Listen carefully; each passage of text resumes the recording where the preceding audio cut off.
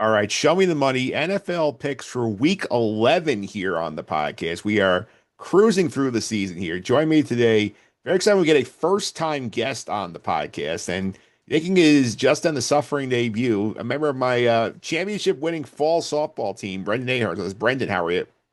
Good. How you doing? Feeling Great. great. Coming off a championship. Yep, sitting right here behind me here. I do have the actual physical trophy here. I don't know how Zoom is going to try and blur it out, but he is. There, there it is.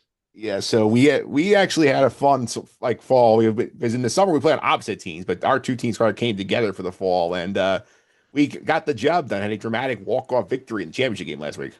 Yeah, I mean, you had the vets. I get it. The vets that previously won. So you Yeah, guys added us, and we got a championship. Pretty fun. yeah, it was a fun time for the fall for sure. I had So a blast. yeah, definitely enjoy. I definitely hope to do that again in the future here. But we're talking some football here. Talk about your Giants here. I spoke to Mike Sando last week from the Athletic, so he talked before the big news of the week. We'll get to the Brian Daboll firing in a minute here, but obviously I was working on Sunday. I was down in Iona producing a men's soccer game. So I did not see much of the Giants here, so I will defer to you here. So, what was the big takeaway from Sunday that led Daboll getting fired? I think another fourth quarter collapse. Yeah. This their that was the fourth game where they had a 10-point road. Like they were winning by 10 points and blew it. They had three games this year where they're 95% chance of winning and blew it. I mean, at that point, people talk about Dart getting hurt, and that's part of it. Maybe, he kind of put his body on the line and everything for Dable, but I think it's more of just the collapses. They can't find ways to win. Bad teams find ways to lose, and that's exactly what happens. It is here, and we literally you know what broke news to me. I was doing other stuff on Monday, and then I hear from Yeah. I've heard views oh, Dable's gone. I'm like, great timing. So he is out. The Giants fire him. So reaction on your end to Dable being let go. This is probably like the 15th time you heard me complain about the coaches and everything, but I was a huge Dable fan. I think he could be a good coach. After the Denver game, I realized it wasn't going to be with the Giants. Yeah. He's gonna, land on his feet. He'll probably get some offensive coordinator job, maybe with the Bills if Joe Brady gets a job. Um, it is what it is. They had to do it. I didn't want him to get fired at the end of last year, and now at this point, it was too far gone. Yeah, I mean, when you start 3 years in a row, 2-7 or worse, I think it's kind of hard to defend keeping the job. Yeah, yeah. I mean, they had the good first season, so you thought it was going to be great, but it's the same thing over and over again. Yeah, there's a lot of issues there. I understand why they let him go. One thing I think I'm curious about is the decision that seems to have made by John Mara that, okay, Dable's gone. Joe Shane is staying, and Joe Shane is leading the head coaching search, which Joe Shane has his issues. I know you've ranted about to me on multiple occasions here, but I don't like this process. I think this is a very bad idea. I agree, but it seems like he's going to stay. Then hopefully that's what you'd assume. I keep seeing stuff on Twitter that he might get a little extension, kind of just to get him bailed out a little bit. Um, I don't think he's terrible, but I was more of a Dable guy than I was a Shane guy. The problem with Dable was, when the Wink Martindale debacle all went down, they kind of settled for Shane Bowen, and you couldn't fire Shane Bowen again because who are you going to get? Who in their right mind is going to come to the Giants be defensive coordinator for Brian Daboll? So at least it opens that up. But whatever. Joe Shane, he's had some decent picks. He had one really bad draft, but we'll see where it goes.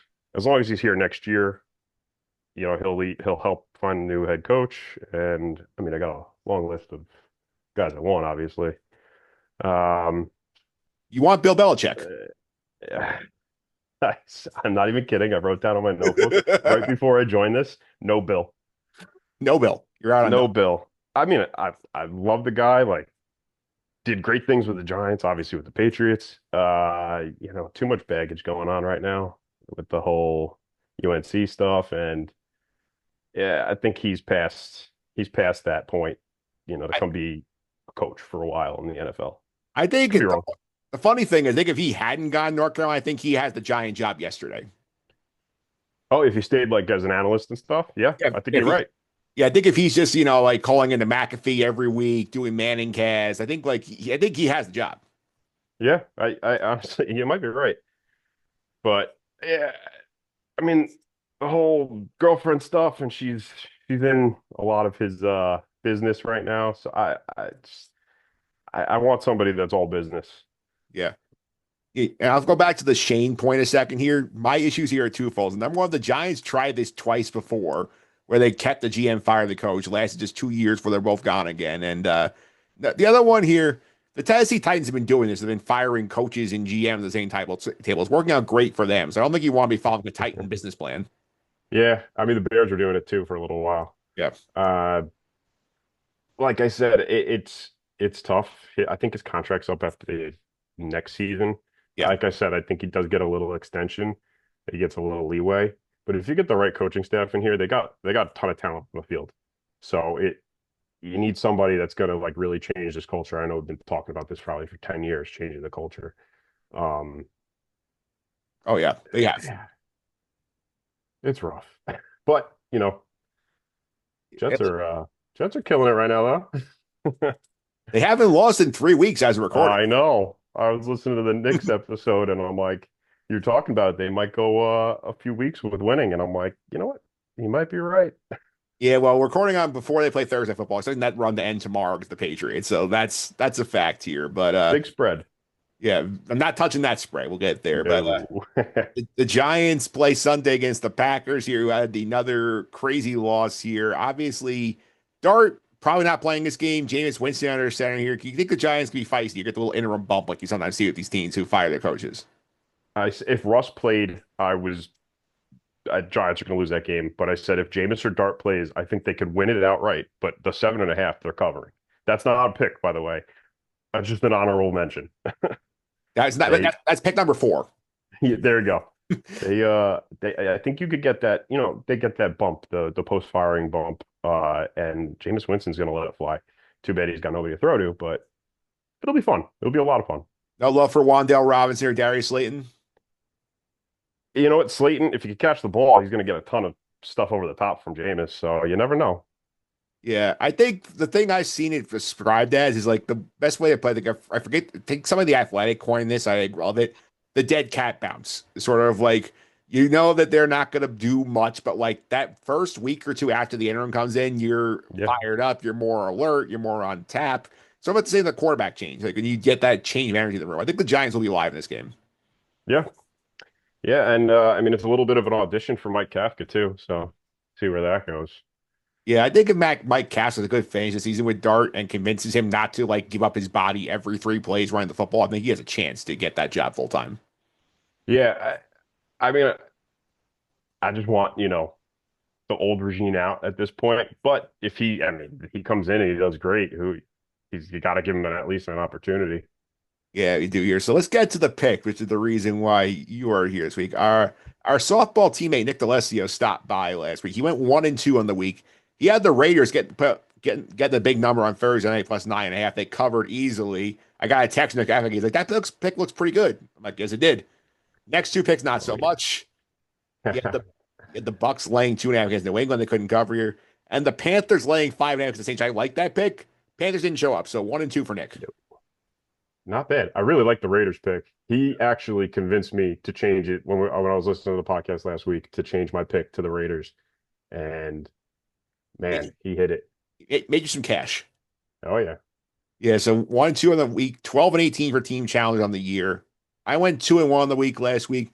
I laid the big woe with the Lions at the 8.5. They covered it easily as the Commanders. Seahawks, I picked a couple weeks in a row. They've covered every time, lay 6.5. They ran away from the Cardinals. Like Brandon was 35-0. They felt pretty good my chance to cover that number. Oh yeah. Yeah. It came a little bit of a comeback, but nothing to write home about. Yeah, I had the Steelers on Sunday. I thought that the Colt game was a coming out party for them. It was not, so did not cover No. 3.5. So 2-1 Yeah, for me, 17-13 on the year. that's a great record. There's a lot of two and Man. ones in there. Yeah, that's good. Yeah, 2 out of 3, you're making money. Oh yeah. All right. Yeah, the guests aren't doing too hot, but we'll see. Yeah, Hopefully they give you 3-0. yeah. There was one week where I think me and the guys went 0-3 each. So that sort of dragged everybody down a little bit. But It happens.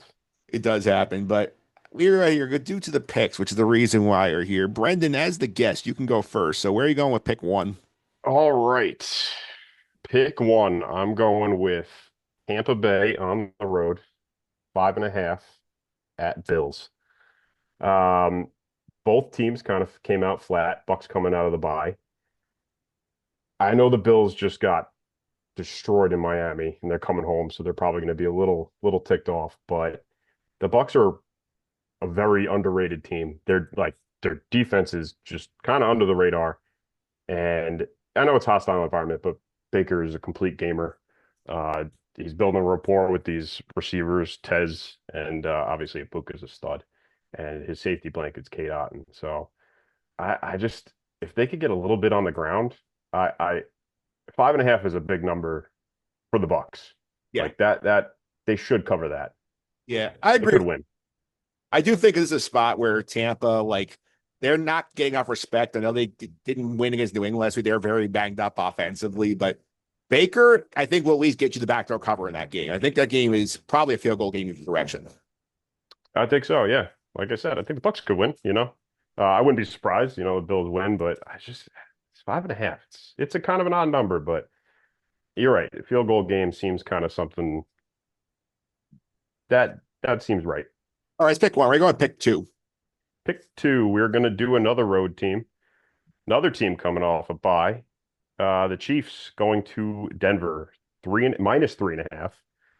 Uh, a lot has to do with Andy Reid coming out of byes. I looked it up. He's 22-4 coming out of a bye week. That's insane. 9-3 with the Chiefs. The Broncos, their record's good. They kind of played a little bit of a cake schedule. Broncos fans are gonna get really mad at that. Uh, I did watch the Giants Broncos game, and really they showed up for one quarter there, and that's what it seems like. Bo Nix doesn't play 4 quarters. Guy can do a lot of stuff. He does that. I feel like he leaves the pocket a little too early, but he can do a lot with his legs and he can chuck it downfield. But this Chiefs team is just ever really since they played the Giants, they just kind of took off. Yeah, I like this pick because I think there's a spot here where I think like the Chiefs, you don't realize they're 5-4, that the playoffs again today, they would not be in it because they lose their head-to-head to Jacksonville. I think there's a spot here where they come out with much more urgency than Denver does because Denver is, sitting pretty 8-2. So I think the Chiefs bring more energy in the end. I love the injury off the bye fact. I think that's very helpful when you make that pick. Oh yeah. All right, where you go? Pick three. Pick three, we got Sunday Night Football, Detroit plus 2.5 at Philly. So we're going all road teams. I've watched a lot of Philly this year just because I have Hurts in a bunch of leagues. I got Saquon, and their offense really with Kellen Moore being gone, it's not the same as what it was last year. They're not really good on third downs. Detroit looked amazing last week. Dan Campbell, the new play caller, and they just seem like they're kind of dangerous and hitting their stride, being underdogs Sunday night. I mean, give me Dan Campbell. Yeah. I love it. I love Dan Campbell on these spots too. And Detroit, I think they've had low lows, but like when they're peaking, they look better peaking than Philadelphia has. Absolutely.